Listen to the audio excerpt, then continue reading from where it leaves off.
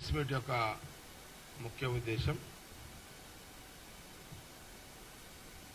రాహుల్ గాంధీ గారు గతంలో నేడు దేశంలో అత్యంత శక్తివంతమైన నాయకుడు.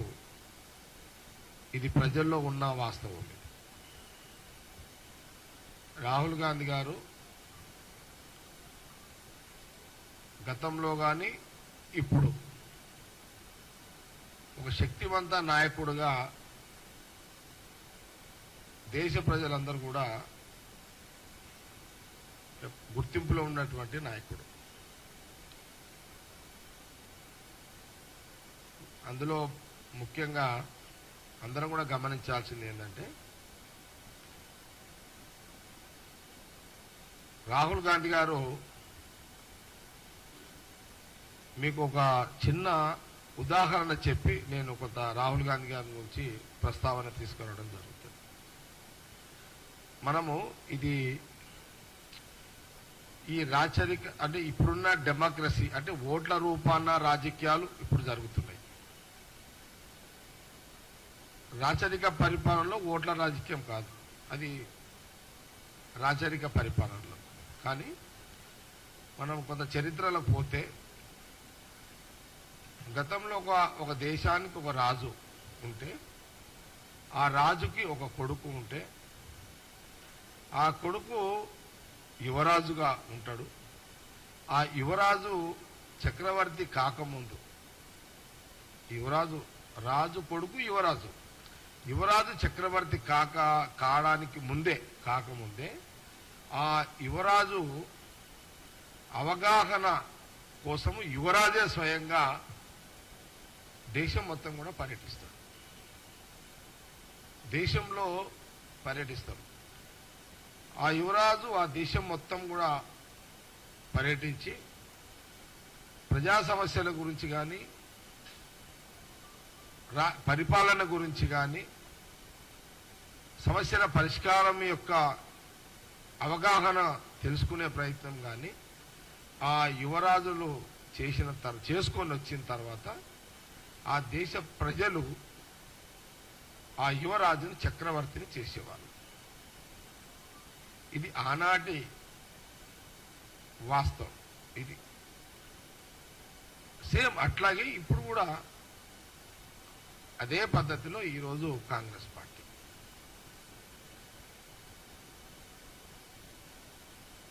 అంటే అప్పుడేమో ప్రజలు డైరెక్ట్ గా ఎంపిక చేసేవాళ్ళు, చక్రవర్తిగా మా యువరాజు చక్రవర్తిగా ఉండాలని చేసేవాళ్ళు. ఇప్పుడేమో ఓట్ల ద్వారా ఎలక్షన్ కమిషన్ ఓట్ల ద్వారా రాజుని ప్రధానమంత్రిని చేస్తున్నారు. ఇది ఈనాటి యొక్క డెమోక్రసీ సిస్టమ్. అట్లాగే రాహుల్ గాంధీ గారు కూడా కాంగ్రెస్ పార్టీ చరిత్ర గల కుటుంబము, అది ఒక చక్రవర్తి పరిపాలన విధానంలో ఉన్నటువంటి డెమోక్రసీ పరిపాలనలో ఉన్నటువంటి కుటుంబము. అందులో రాహుల్ గాంధీ ఒక యువరాజు. ఆ రాహుల్ గాంధీ యువరాజే మీరు చాలా సందర్భాల్లో చూశారు. తప్పని పరిస్థితిలో ప్రధానమంత్రి మోడీ గారు కూడా రాహుల్ గాంధీ గారు యువరాజు అన్న సందర్భాల్లో కూడా మనం చూసినాం. అంటే ప్రధానమంత్రి మోడీ గారికి ఆ మాట చెప్పాలని ఇష్టం లేకపోయినా, చెప్పాలనే బలవంతంగా చెప్పాల్సి వచ్చినా అది వాస్తవం, అది చరిత్ర. అది చరిత్ర గల్ల కుటుంబమే కాంగ్రెస్ పార్టీ. 130 ఏళ్ల చరిత్ర గల్ల కుటుంబంలోనే పుట్టినటువంటి వ్యక్తి రాహుల్ గాంధీ గారు. అందుకే ఆయన యువరాజుగానే మొదలు దేశ ప్రజలు అన్ని రాజకీయ పార్టీలు లాస్ట్ ప్రధానమంత్రి మోడీ గారు కూడా అదే మాట చెప్పాల్సి వచ్చింది. అందుకే యూపీఏ గవర్నమెంట్ పరిపాలన పూర్తయిన తర్వాత ప్రజలు కొత్తదనాన్ని కోరుకుంటారు. 10 ఏళ్ళు ఒక గవర్నమెంట్, ఒక రాజకీయ పార్టీ ఫామ్ అయిన తర్వాత 10 ఏళ్ళు అయినాయి కదా, కొత్త గవర్నమెంట్కి ఏదైనా అవకాశం ఇస్తామని అప్పుడున్న పరిస్థితులలో ఏ రాజకీయ పార్టీ ఉంటుందో వాళ్ళకు అవకాశం ఇస్తారు. ఇది కూడా చరిత్రనే. ఇది కూడా అందులో భాగమే బీజేపీకి సంబంధించిన పరిపాలన. అందులో నుంచే మోడీగా ప్రధానమంత్రిగా వచ్చాడు. రాహుల్ గాంధీ గారు ఈ 10 ఏళ్ల కాలంలో ఇప్పుడు మీరు చూడండి, యూపీఏ గవర్నమెంట్ ఉన్నప్పుడు మన్మోహన్ సింగ్ గారు కూడా ప్రధానమంత్రిగా సోనియా గాంధీ మన్మోహన్ సింగ్ గారిని డిక్లేర్ చేయకంటే ముందు కాంగ్రెస్ పార్టీ ఎంపీలు కానివ్వండి, లేకపోతే యూపీఏ భాగస్వాములు ఉన్న అన్ని రాజకీయ పార్టీలు అందరూ కలిసి ముందు సోనియా గాంధీ గారిని వారు ప్రధానమంత్రిగా ఉండాలని ఎంపీలందరూ కోరారు. రాహుల్ గాంధీ గారిని ప్రధానమంత్రి ఉండాలని కోరారు. కానీ రాహుల్ గాంధీ గారు ఇంకా చాలా ఈ దేశం మొత్తంలో ఈ దేశ ప్రజల పట్ల అవగాహన చేసుకోవాలి, అనేక విషయాలు తెలుసుకోవాలి అనే ఒక భాగంలోనే వారు ఆ రోజు కాంగ్రెస్ పార్టీ ఎంపీలు, అన్ని రాజకీయ పార్టీ ఎంపీలు అందరూ కూడా రాహుల్ గాంధీ గారు ప్రధానమంత్రిగా ఉండాలని అంటే ఇప్పుడు వద్దు అని అప్పుడు సోనియా గాంధీ గారు రాహుల్ గాంధీ గారు కలిసి వాళ్ళు మన్మోహన్ సింగ్ గారిని ప్రధానమంత్రి చేశారు. ఇది చరిత్ర. ఇదంతా చూడండి, మోడీ గారు బీజేపీ ప్రధానమంత్రి, కానీ దానికి పునాదులైనటువంటి అటల్ బిహారీ వాజ్పేయి ప్రధానమంత్రి కావడానికి ఇందులో ఎక్కడ కూడా మోడీ గారి పాత్ర లేదు. అటల్ బిహారీ వాజ్పేయి ప్రధానమంత్రి కావడానికి అద్వానీ గారి యొక్క పాత్ర ఉంది. అద్వానీ గారిని ప్రధానమంత్రి కావాలని అంటే లేదు, వాజ్పేయి గారు ప్రధానమంత్రిగా ఉంటాడు అని అద్వానీ గారు చెప్పిన జ్ఞాపకం చేయడం జరుగుతుంది. కానీ దాని తర్వాత బీజేపీలో ప్రధానమంత్రి కావాల్సిన ఎవరయ్యా అంటే ఎల్కే అద్వానీ గారే. కానీ ఆనాడు అటల్ బిహారీ వాజ్పేయిని ప్రధానమంత్రి చేయాల్సిన దాంట్లో పెద్ద మనసుతో వ్యవహరించిన అద్వానీ గారు, అద్వానీ గారిని ప్రధానమంత్రి చేయాల్సిన ఒక పెద్ద మనసు, పెద్ద గుణము మోడీ గారికి లేకపోవడం చాలా బాధాకరం. ఇక్కడ రాహుల్ గాంధీ గారిని ప్రధానమంత్రి ఉండాలి, సోనియా గాంధీ గారు ఉండాలి అని మొత్తం ఎంపీలందరూ ఎంత బలవంతం చేసినా వాళ్ళు ప్రధానమంత్రి మాకొద్దు అని 10 ఏళ్లు మన్మోహన్ సింగ్ గారిని వారు ప్రధానమంత్రిగా పెట్టారు. మన్మోహన్ సింగ్ గారిని ఎందుకు పెట్టారు?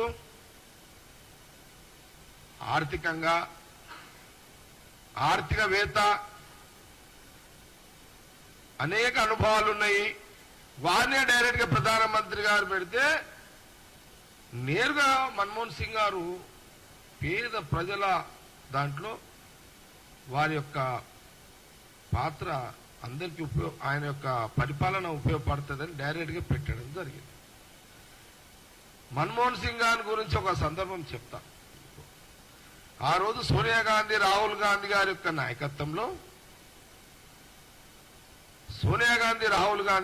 నాయకత్వంలో ప్రధానమంత్రి ఉన్నటువంటి మన్మోహన్ సింగ్ గారు వారు, నేను చాలా సందర్భాల్లో చెప్పిన, సోనియా గాంధీ గారు, రాహుల్ గాంధీ గారు, మన్మోహన్ సింగ్ గారి యొక్క నాయకత్వంలో గ్రామీణ ప్రాంతంలో ప్రతి పేదవాడికి పని కల్పించి ఉపాధి హామీ ద్వారా వాళ్ళ గ్రామాల్లో వాళ్ళు పనులు చేసుకొని ఆర్థికాభివృద్ధి చెందే విధంగా ప్రతి ఇంటిలో ప్రతి మానవుడికి, ప్రతి పేదవాడికి, ప్రతి మనిషికి చేతి నిండా డబ్బు ఉండేటట్టుగా ప్రభుత్వం ద్వారా ఉపాధి హామీ ద్వారా గ్రామీణాభివృద్ధి చేసుకుంటూ ఆర్థికంగా ఎదగడానికి, బతకడానికి అవకాశాలు కల్పించినటువంటి పాలన యూపీఏ గవర్నమెంట్, కాంగ్రెస్ పార్టీ పరిపాలన. సరే, ప్రజలు కొత్తదనాన్ని కోరుకున్నారు, బీజేపీ గవర్నమెంట్కి ఇచ్చిరు ఛాయిస్, ప్రధానమంత్రి మోడీ గారు అయ్యారు. కానీ ఈ 10 ఏళ్ల పరిపాలన సందర్భంలో దేశము ఆర్థికంగా చిన్నాభిన్నమైంది అని రోజు వార్తలు రావడం, దేశంలో అన్ని ఎలక్ట్రానిక్ మీడియా, ప్రింట్ మీడియా దేశంలో ఆర్థికంగా చితికిపోయింది. దేశంలో ఆర్థిక వ్యవస్థ చిన్న భిన్నమైంది. ఇలాంటి యొక్క పరిస్థితులలో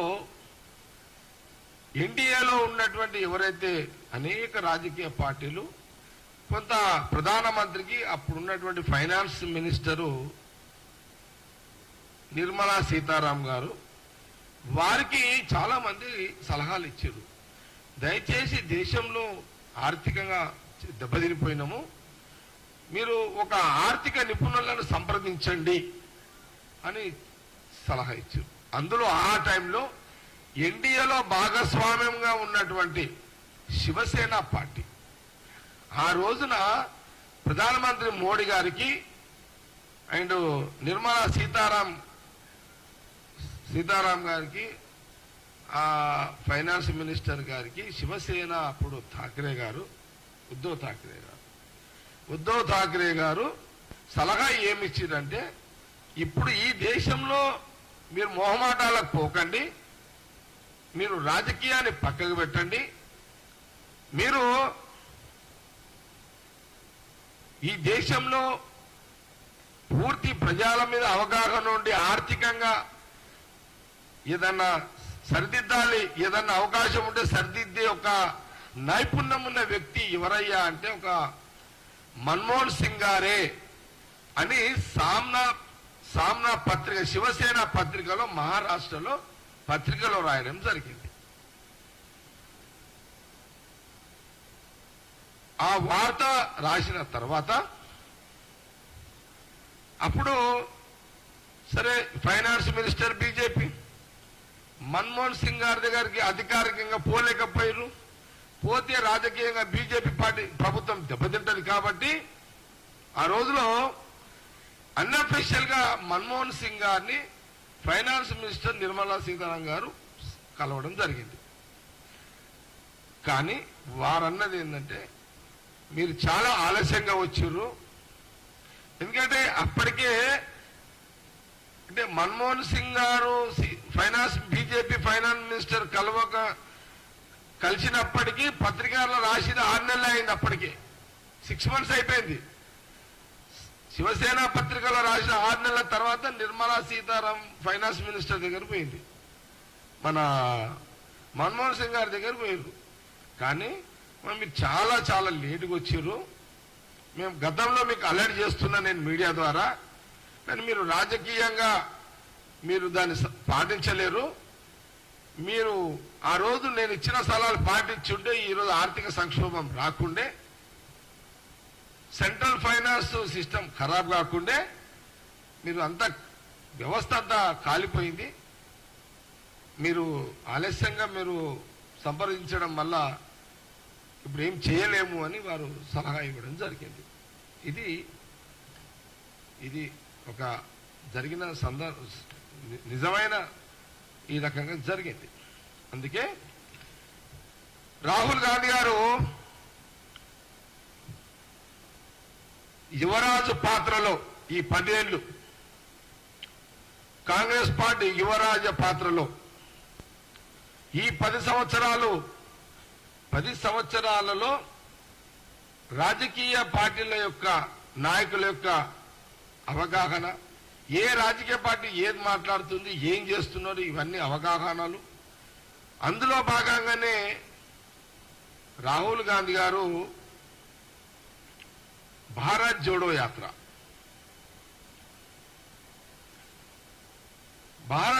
యాత్ర ఆయన దేశంలో కన్యాకుమారి నుంచి కాశ్మీర్ వరకు, మణిపూర్ నుండి మహారాష్ట్ర వరకు ఈ భారత్ జోడో యాత్ర, న్యాయయాత్ర దాదాపు 8,000 కిలోమీటర్లు వారు పాదయాత్ర చేయడం జరిగింది. ఈ పాదయాత్రలో రాహుల్ గాంధీ గారు గమనించింది, తెలుసుకున్నది, అందరితో చర్చించింది ఏందయ్యా అంటే, ప్రజా సమస్యలు లోతుగా సామాజికంగా, వ్యక్తిగతంగా, కుల మత ప్రాంతాల వారిగా అన్ని సమస్యలను లోతుగా అర్థం చేసుకోవడం జరిగింది. ఏ కులంలో ఎలాంటి సమస్యలు ఉన్నాయి, ఏ మతంలో ఎలాంటి సమస్యలు ఉన్నాయి, ఏ ప్రాంతంలో ఎలాంటి సమస్యలు ఉన్నాయి, ఇవన్నీ కూడా అధ్యయనం చేసుకోవడం జరిగింది రాహుల్ గాంధీ గారు. అంటే ప్రధానమంత్రి చక్రవర్తి కాకముందు ఆనాటి యువరాజులు ఎట్లయితే ప్రజాక్షేత్రంలో, ప్రజా జీవితంలో, ప్రజల మధ్యలో ఉంటూ వాళ్ళతోటి మాట్లాడుతూ అన్ని విషయాలు కూడా అధ్యయనం తెలుసుకునే యొక్క ప్రయత్నాన్ని వారు 8,000 కిలోమీటర్లు జోడో యాత్ర, భారత్ జోడో యాత్ర, న్యాయయాత్ర చేయడం జరిగింది. కానీ ప్రధానమంత్రి మోడీ గారు ఇలాంటి పాదయాత్రలు ఎప్పుడు చేయలేదు. ప్రజలతోటి ఇలా ఎప్పుడు కూడా కలవలే. ప్రజల సమస్యలు ఎప్పుడు ఈ రకంగా తెలుసుకోలే. వారు డైరెక్ట్ గా ఈ 10 ఏళ్ల పరిపాలన మార్పు యొక్క భాగంలోనే బీజేపీ పేరు మీద డైరెక్ట్ గా మోడీ గారు ప్రధానమంత్రి అయ్యారు. ఇది రాహుల్ గాంధీ గారికి ప్రధానమంత్రి మోడీ గారికి ఉన్నటువంటి వ్యత్యాసము. ఇది గమనించాలి.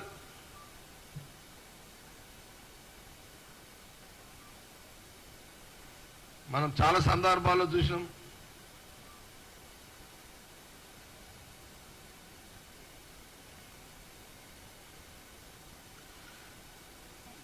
మోడీ గారు నల్లధనం నిర్మూలిస్తాం, 100 రోజుల ధరలు తగ్గిస్తాం, ఏటా 2 కోట్ల ఉద్యోగాలు ఇస్తాం, డాలర్ విలువ తగ్గించి రూపాయి విలువ పెంచుతాం, ప్రతి వ్యక్తిగత పేదవాడి అకౌంట్లో 15 లక్షల రూపాయలు వేస్తాం.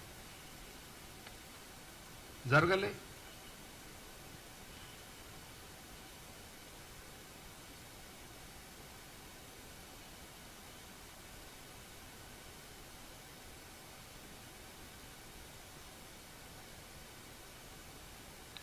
మనము చూసినాం ఈ 10 ఏళ్ల కాలంలో ధరలు అన్ని పెరిగినాయి. పేదవాడికి పెరిగినాయి, మధ్యతరగతి కొండకు పెరిగినాయి, డబ్బు లేనివాడికి అందరికీ ధరలు పెరిగినాయి. మనం చాలా సందర్భాల్లో చెప్పినాము. అడ్డగోలిగా 10 ఏళ్ళు ధరలు పెంచేసారు. పెట్రోల్ ధరలు పెంచారు, డీజిల్ ధరలు పెంచారు, గ్యాస్ ధరలు పెంచారు. 28,000 బంగారం, తులం బంగారంని 75,000 తులాన్ని తీసుకొచ్చారు. ప్రధానమంత్రి మోడీ బీజేపీ పాలన ఏం జరిగిందయ్యా అంటే 28,000 తులమున్న బంగారాన్ని, అంటే సోనియా గాంధీ, రాహుల్ గాంధీ ప్రధానమంత్రిగా మన్మోహన్ సింగ్ గారు ఉన్నప్పుడు 28,000 తులమున్న బంగారాన్ని ఈ 10 ఏళ్ల కాలంలో బీజేపీ ప్రభుత్వం మోడీ గారు ప్రధానమంత్రి అయినాక 28 నుంచి 75,000-76,000 తులం బంగారం చేసిన చరిత్ర తీసుకొచ్చింది. ఒకటి జీఎస్టీ పన్ను విధించారు. అడ్డగోలు విధానంతో జనం అల్లకల్లు, పబ్లిక్ అంతా పరిశాన్ అయిపోయారు జీఎస్టీ తోటి. మీరు ఇది గమనించాలి. ఎలక్షన్స్ ఇంకా 6 నెలలు 1 ఇయర్ ఉండగా ఈ ధరలన్నీ పెరిగినాయి. జనాల మర్చిపోవాలి అంటే ఏం చెయ్యాలి అని సరే ఒక రాజకీయ పార్టీ వ్యూహాలు చేసుకుంటుంది. ఒక్కోసారి జనాలు తెలియక ట్రాప్లో పడిపోతారు, తర్వాత తిడతారు, అది మామూలే. తీరా ఎన్నికలు రాగానే మనం చూసినాం ఈ పుల్వామా దాడి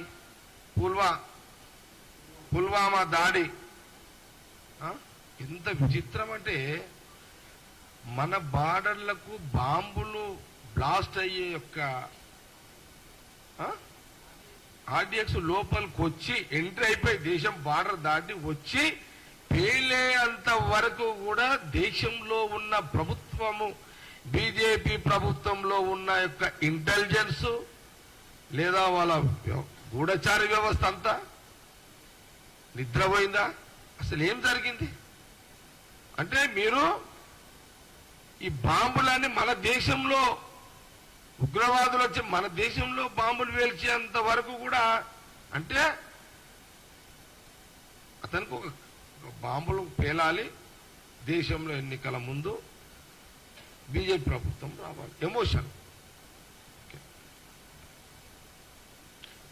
మొదటి ఎలక్షన్ అది జరిగింది. ఇక రెండో ఎలక్షన్కి శ్రీరామదేవుడు యొక్క పేరు మీద శ్రీరాముని ఆడ గుడి కంప్లీట్ కాలే, అక్కడ అభిషేకాలు జరగలే, ఆడ కళ్యాణము జరగలే, అక్షంతలు మార్కెట్లకు వచ్చినాయి. విచిత్రం. ప్రజలు కూడా ఆలోచించలే. అక్షింతలు అంటే దేవుని మీద, శ్రీరామచంద్రుని భగవానుని మీద, సీతారాముడి యొక్క దేవుని మీద మనం అక్షంతలు ధాన్యము పోసిన తర్వాత అవి తీసుకొని మనము ఇంటికి తీసుకోకపోతే మనకు ఒక ధైర్యం, మనకు శక్తి, మనకు నమ్మకం, మనకు ఆత్మవిశ్వాసం, ఒక బలం. కానీ దేవుని ముట్టయ్యకుండానే రైస్ మిల్లల నుంచి సంచులు ఊర్లకు పంపించేసారు, గల్లీలకు పంపించేసారు. మరి ఏం చేద్దాం?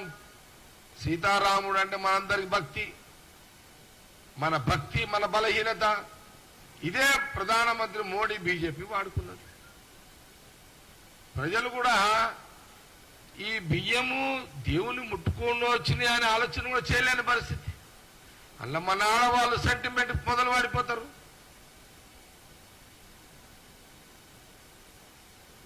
ఇది రెండో ఎలక్షన్ పనిచేసింది. కాకపోతే ఇది ఎక్కడేమైందంటే సౌత్ పనిచేసింది, నార్త్కు తక్కువ పనిచేసింది. ఎందుకంటే నార్త్ లో ఆల్రెడీ ఇలా జిమ్మికులు తెలిసిపోయినాయి. అందుకే చూడండి, రాహుల్ గాంధీ గారు కూడా ఏమన్నారు, ఎక్కడైతే అయోధ్య రామాలయము, ఎక్కడైతే అయోధ్యలో రాముడు పుట్టిండో, శ్రీరాముడు పుట్టిండో ఆ సీటే ఓడిపోయిందండి. అంటే అక్కడ శ్రీరామచంద్రుడు ఆడవిళ్ళకి ఇచ్చిండు, షాక్ ఇచ్చేసిండు. కానీ ఈ మన తెలంగాణకు వచ్చేసరికి, ఆంధ్రప్రదేశ్కి వచ్చేసరికి, ఈ రాష్ట్రాలకు వచ్చేసరికి కొంత లేట్ అయిపోయింది మనకి. ఓకే, ఇక అయిపోయింది, ఏం చేద్దాం? మనకు బియ్యం కొంప ముంచేసింది మళ్ళా. అయితే విచిత్రం ఏంటంటే, మరి అతనికి కావాలని అయ్యేది ఉంది, ఇక ప్రధానమంత్రి అయ్యేది ఉంది, అది వంతులో ఉంది కదా, దానికి ఎవడేం చేయలేడు. లాస్ట్ ఏమైపోయింది? చంద్రబాబు నాయుడు, నితీష్ కుమార్ యొక్క బలంతో ప్రధానమంత్రి మూడోసారి మోడీ కాగలిగారు. అంటే నేను యాజ్ ఎ పొలిటీషియన్ గా నేను చెప్తున్నా, తప్పని పరిస్థితుల గత్యంతరం లేక మూడోసారి కూడా ప్రధానమంత్రి కావాలని అనుకున్నాడు మోడీ గారు. కాబట్టి ఆ కుర్చీలో ఆయన సంతోషంగా కూర్చోలేడు. ఆయన మనసు ఆయనని నిలదీస్తుంది. 420 సీట్లు అని గర్వంగా ఛాతి విరుచుకొని మాట్లాడిన మోడీ గారు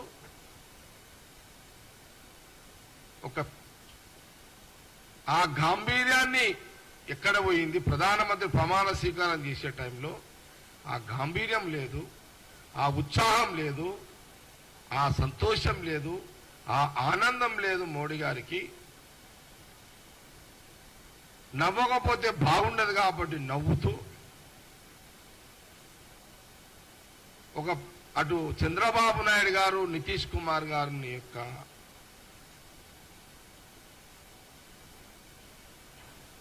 సరే ఆయన పెద్ద మనిషి, మనం కొంత వయసుకు మర్యాద ఇవ్వాలి, హోదాకు మర్యాద ఇవ్వాలి. వాళ్ళ యొక్క బలంతో ఈరోజు మూడోసారి ప్రధానమంత్రి మోడీ గారు అయ్యారు.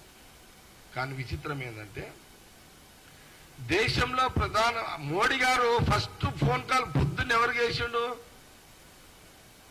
చంద్రబాబు నాయుడు గారికి చేసిండు.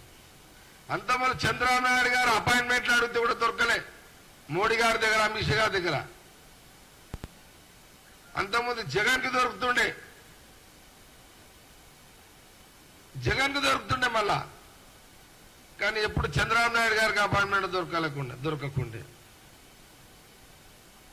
అందుకే బీజేపీ పార్టీ ఏం చేసిందంటే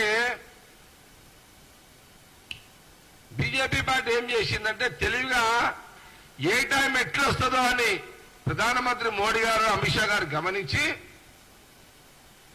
ఆంధ్రప్రదేశ్లో ఇక వైఎస్ఆర్ వచ్చేటట్టు లేదు కాబట్టి బిఫోర్ ఒకవేళ వైఎస్ఆర్ వచ్చినా బీజేపీకి అయినా సేఫ్ గేమ్లు ఏం ఆడారంటే లాస్ట్ కొన్ని నెలల ముందు 2-3 నెలల ముందు పవన్ కళ్యాణ్ తోటి టీడీపీ అనుసంధానాన్ని రహస్యంగా ఏర్పాటు చేసుకుని సమయం సందర్భం చూసి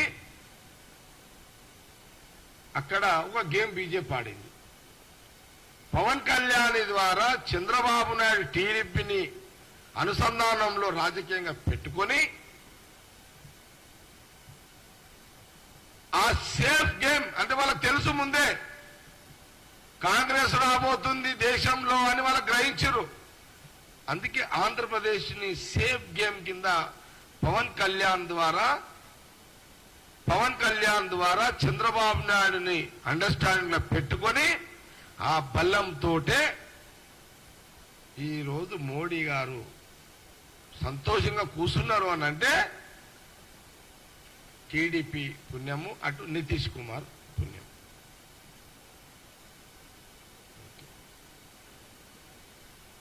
$404 240కి వచ్చేసాడు.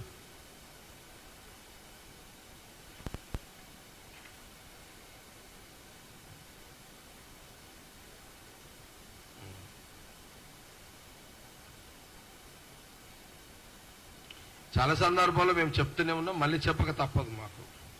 రాహుల్ గాంధీ గారి కుటుంబం యొక్క చరిత్ర, త్యాగాల చరిత్ర, మోడీ యొక్క చరిత్ర, మోడీ గారికి ఏదైనా చరిత్ర ఉందా?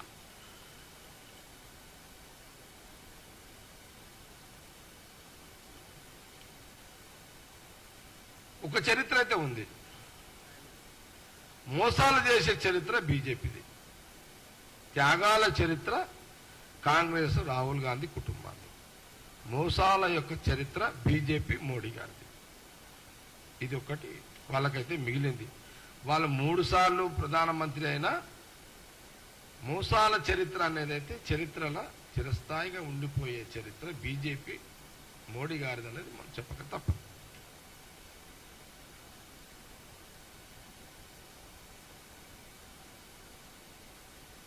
చాలా సందర్భాల్లో చెప్పినాం, మళ్ళీ చెప్పక తప్పలేదు.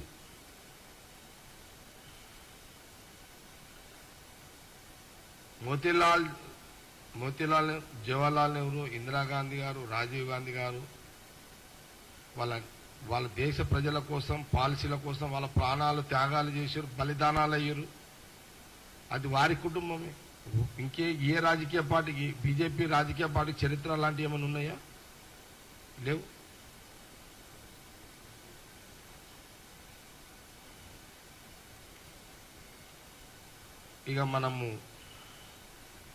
ఇక అసలైన సిసలైన యువరాజు, కాబోయే చక్రవర్తి ప్రధానమంత్రి రాహుల్ గాంధీ గారి యొక్క గలం పార్లమెంట్లో మనమందరం చూసినాం. ప్రతిపక్ష నాయకుడిగా రాహుల్ గాంధీ గారు మోడీ విధానాలు, మోడీ గారి మోసాలు, మోడీ బీజేపీ హిందూ ప్రజల పట్ల చేస్తున్న మోసాలు, హిందువులని మతపరంగా వాడుకునే యొక్క పరిస్థితుల మీద చర్చ చేయడం మనం అందరం కూడా చూసిన. శివ భగవానుని యొక్క చిత్రపటాన్ని పట్టుకొని వారు ఈ 10 ఏళ్ల కాలంలో ఎప్పుడైనా సీతారామచంద్రుని యొక్క పటము పట్టుకొని మోడీ గారు పార్లమెంట్లో చూసిన సందర్భం ఉన్నదా? నేను మిమ్మల్ని కూడా మన గాంధీభవన్ మీడియా వాళ్ళని అడుగుతున్నా, ఉందా ఎప్పుడైనా అట్లా? నేను అడుగుతున్న ఒక్క మాట, సీతారామచంద్రుని దేవుని యొక్క పటాన్ని పార్లమెంట్లో నేను అయోధ్య నేను అని ఇట్లా చూపించి మాట్లాడి సందర్భం మీరు చూసిర్రా? మళ్ళీ వస్తా టాపిక్లో రాకేష్, మీరు క్వశ్చన్లలో వస్తుంది అట్లా అడగండి. కానీ నేటి యువరాజు, ప్రతిపక్ష నాయకుడు, కాబోయే చక్రవర్తి, ప్రధానమంత్రి రాహుల్ గాంధీ గారు శివుని యొక్క చిత్రపటాన్ని నిండు సభలో, పార్లమెంటులో చిత్రపటాన్ని చూయిస్తూ, శివదేవుని యొక్క చూయిస్తూ, బీజేపీ మోడీ యొక్క ప్రభుత్వము పరిపాలన హిందువుల పట్ల చేస్తున్న మోసాలను చూయిస్తూ దేవుని యొక్క చిత్రపటాన్ని చేశాడు అంటే దాన్ని ఏమనాలి మనము? ఇది ఒకసారి యావత్తు దేశ హిందూ ప్రజలందరూ, దేశ ప్రజలందరూ ఆలోచన చేయాలి. శివుని యొక్క చిత్రపటాన్ని, శివుని దేవుడి యొక్క చిత్రపటాన్ని రాహుల్ గాంధీ గారు శివుణ్ణి, దేవుణ్ణి అసలు ఎక్కడ కూడా ఆ చిత్రపటాన్ని కింద పెట్టకుండా పార్లమెంట్ లో పట్టుకొని మాట్లాడుతూనే ఉన్నాడు. మోడీ గారిని కడిగేస్తూనే ఉన్నాడు. మోడీ గారిని నిలదీస్తున్నాడు. మీరు చూడండి, ఆ సమయం అంతా, కొన్ని గంటలంతా కూడా మోడీ యొక్క ముఖం అంతా వాడిపోయింది. ఏం చేయాలో అర్థం కాని పరిస్థితి, ఎలాంటి కౌంటర్ వేయాలో అర్థం కాని పరిస్థితి, అయోమయ పరిస్థితుల్లో ప్రధానమంత్రి మోడీ గారు పార్లమెంట్లో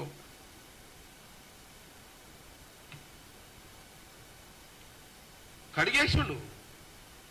ప్రధానమంత్రి మోడీ గారిని కడిగేసిండు రాహుల్ గాంధీ గారు. ఎందుకు? దేశ ప్రజా సమస్యల మీద, అన్ని దేశంలో ప్రజల అన్ని మతాలు, అన్ని కులాల మీద అధ్యయనం చేశారు. హిందువుల పట్ల, ముస్లింల పట్ల, క్రైస్తవుల పట్ల, అన్ని యావత్ కులాల పట్ల, కుల వృత్తుల కులాల పట్ల వారు పూర్తి అవగాహనతో, ఒక పట్టుతో ప్రతిపక్ష నాయకుడుగా యుద్ధంలోకి దిగిండు.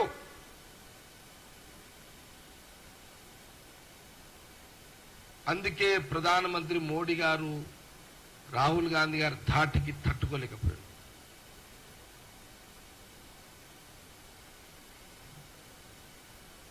ఇది ప్రారంభం. ఇది రాహుల్ గాంధీ గారి యొక్క ప్రతిపక్ష నాయకు వారి యొక్క ఈ పార్లమెంట్లో ఇది స్టార్ట్ అయింది. ఇది ఆగేది కాదు. ఇది ఎప్పుడైనా సరే పార్లమెంట్లో కానీ బయట కానీ మోడీ గారి యొక్క పరిపాలన, వారి యొక్క దుర్మార్గమైన పరిపాలన ఎప్పుడప్పుడు మా నాయకుడు రాహుల్ గాంధీ గారు ఎండగడతాడు. గద పట్టుకొని ఎప్పుడు అలర్ట్గా ఉంటాడు. ఆయన చేతిలో గద ఎప్పుడు రెడీగా ఉంటుంది. రాహుల్ గాంధీ గారి చేతిలో గద ఎప్పుడు రెడీగానే ఉంటుంది. ఇది మీకు కనబడదు. మీకు కనబడని గద రాహుల్ గాంధీ గారని జ్ఞాపకం మర్చిపోతూ బీజేపీ నాయకులకు.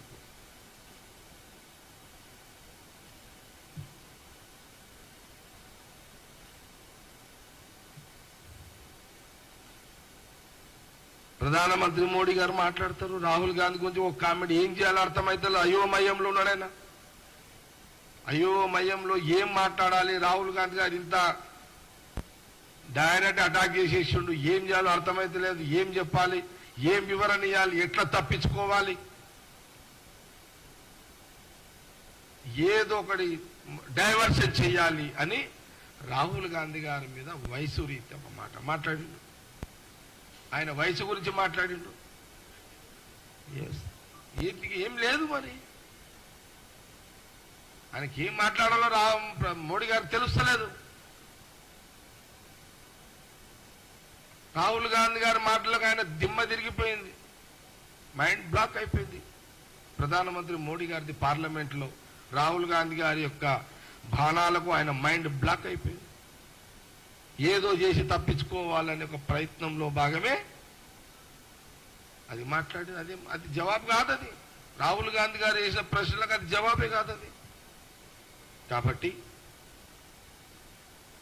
కాంగ్రెస్ పార్టీ అదే వయసు గురించి మాట్లాడినావు, రాహుల్ గాంధీ గారు వయసు గురించి మాట్లాడినావు, మేము అంటున్నాం కాంగ్రెస్ పార్టీ అంటున్నది నీ వయసు కాంగ్రెస్ పార్టీ వయసు ముందు బీజేపీ మోడీ వయసు చాలా చిన్నది. కాంగ్రెస్ పార్టీ వయసు ఎంత? 135 సంవత్సరాల 36 సంవత్సరాల వయసు కాంగ్రెస్ పార్టీది. వాళ్ళ వారసుడు వాళ్ళ మునిమన్మడే మన నేటి యువరాజు ప్రతిపక్ష నాయకుడు కాబోయే చక్రవర్తి ప్రధానమంత్రి రాహుల్ గాంధీ గారు.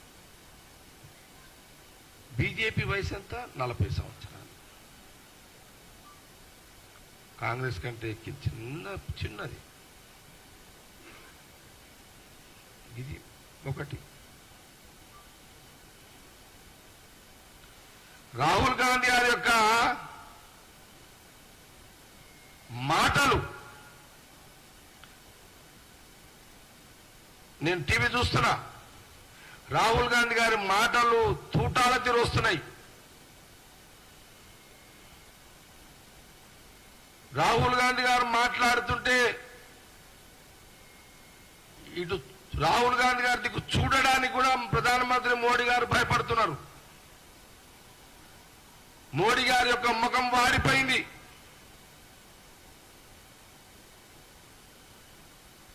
నిగనిగలాడే మోడీ గారి ముఖం 10 ఏళ్ల కాలంలో ప్రతిపక్ష నాయకుడు రాహుల్ గాంధీ గారి ప్రసంగానికి తాటికి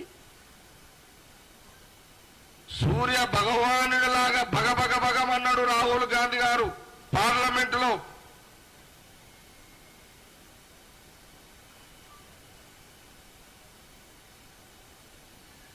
రాహుల్ గాంధీ గారి మాటలు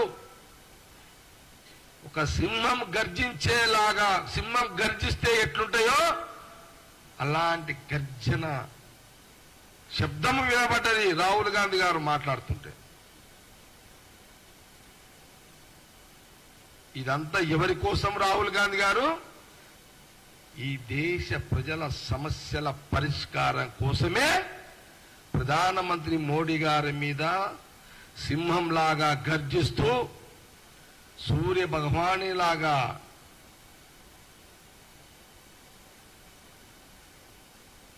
వెలుగు చేస్తూ వారు వెలుగిచ్చే ప్రయత్నంలో భాగమే ఈ యొక్క పార్లమెంట్లో ఈ ప్రసంగాన్ని నేను ఈ సందర్భంగా మీడియా ద్వారా యావత్ తెలంగాణ ప్రజలందరూ కూడా తెలవాలనే ఉద్దేశంతో ఈ యొక్క ప్రెస్ మీట్లో ఈ విషయాలను కూడా చెప్పడం జరిగింది. Thank you.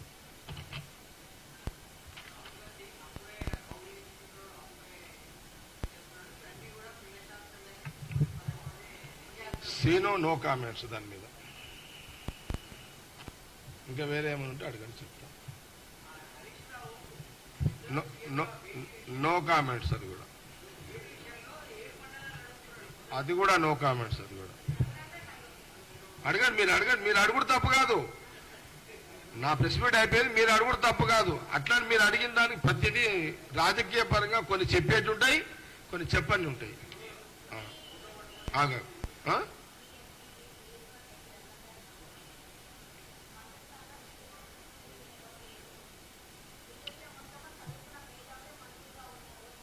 నో కామెంట్స్ అమ్మా. బీజేపీ మీరు రఘునందన్ మీద కూడా నో కామెంట్స్.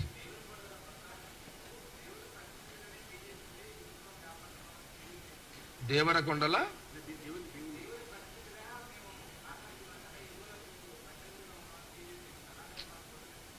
నేను దీని గురించి మళ్ళీ మాట్లాడతా రాకేష్. ఇప్పుడు no comments.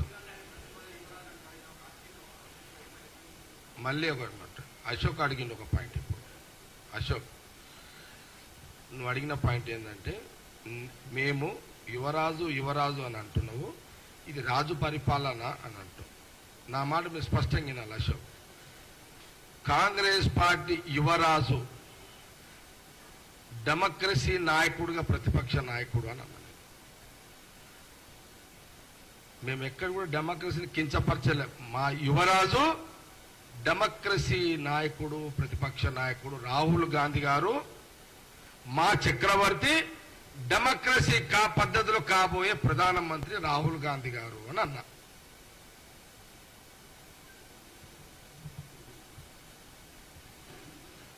Any questions? No comment. అరే వా, అంటే ఆఖరికి మీరు అంటే మీరేస్తున్నా మీడియా వాళ్ళు.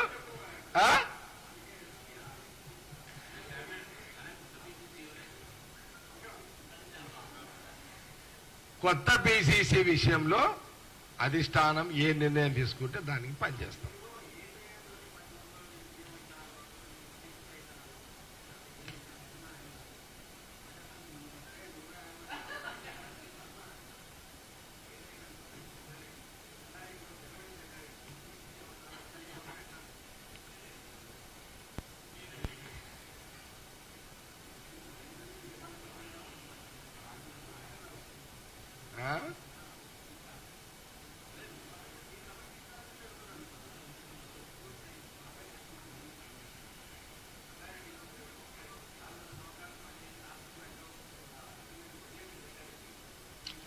నేను కాదంటలేదు అశోక్, నేనేమంటున్నానంటే అది నా మైండ్, నా మనస్తత్వం.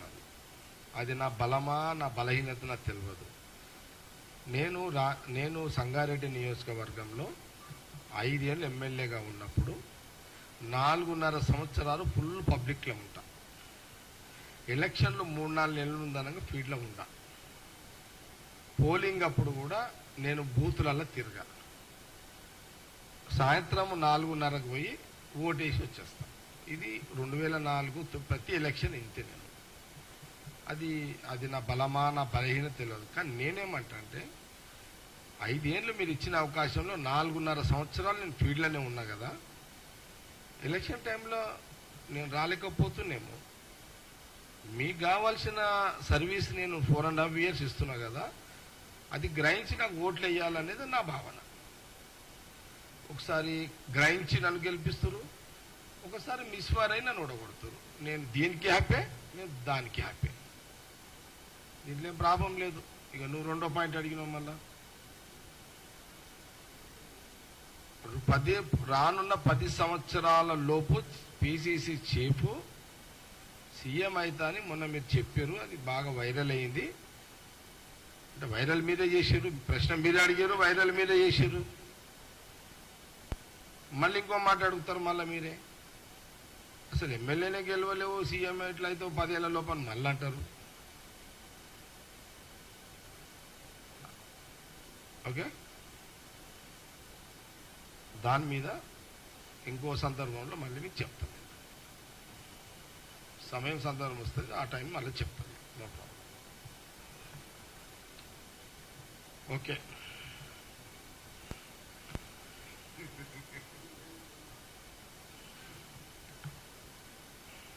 ఇంకేనికి వచ్చేసి క్లోజ్ చేయాలా ప్రెస్ మీట్?